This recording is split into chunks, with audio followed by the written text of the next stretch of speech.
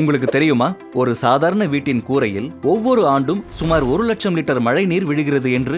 அவ்வளவு தண்ணீர் ஒரு பெரிய நீச்சல் குளத்தை நிரப்பும். உங்கள் கூரை சரியாக வார்க்கப்படவில்லை என்றால் இந்த தண்ணீர் உள்ளே புகுந்து வீட்டில் விரிசல்கள், ஈரப்பதம் மற்றும் கசிவுகளை உருவாக்கக்கூடும். இன்றைய RCF நுணுக்கங்களில் கூரை வார்ப்பில் எவற்றை கவனிக்க வேண்டும் என்பதை அறிவோம். கான்கிரீட் கலவையில் 1 பங்கு சிமெண்ட், 1.5 பங்கு மணல் மற்றும் 3 பங்கு ஜல்லி கலக்கவும். கூரையின் வார்ப்பில் கான்கிரீட்டின் கலவையில் சரியான அளவில் தண்ணீர் சேர்க்கவும். இறுக்கம் மூலம் கான்கிரீட்டில் இருந்து காற்றை வெளியேற்றவும். லிண்டல் அமைந்த பின் அதன் மீது தொடர்ந்து 14 நாட்களுக்கு தண்ணீர் தெளித்து நனைக்கவும். இதனால் கான்கிரீட்டுக்கு அதன் பிடிப்பை வலுப்படுத்த நன்றாக அமைய நேரம் கிடைக்கிறது. கூரையின் அடைப்பை குறைந்தது 14 நாட்களுக்கு திறக்காதீர்கள். மேலும் பீம் 6 மீட்டருக்கு நீளமாக இருந்தால் 21 நாட்களுக்கு பிறகே அகற்றவும். கூரையில் சரியான சாய்வு மற்றும் நீர் வெளியேறும் வழிகள், குழாய்கள் அமைக்க வேண்டியது அவசியம். இதனால் தண்ணீர் தேங்காமல் இருக்கும். மேலும் கூரை நீண்ட காலத்திற்கு பாதுகாப்பாக இருக்கும். டால்மியா DSP சிமெண்டின் போர் ரிடக்ஷன் டெக்னாலஜி கொண்டு உருவாக்கப்பட்ட கான்கிரீட் கூரையை விரிசல்கள் மற்றும் கசிவுகளிலிருந்து பாதுகாக்கிறது.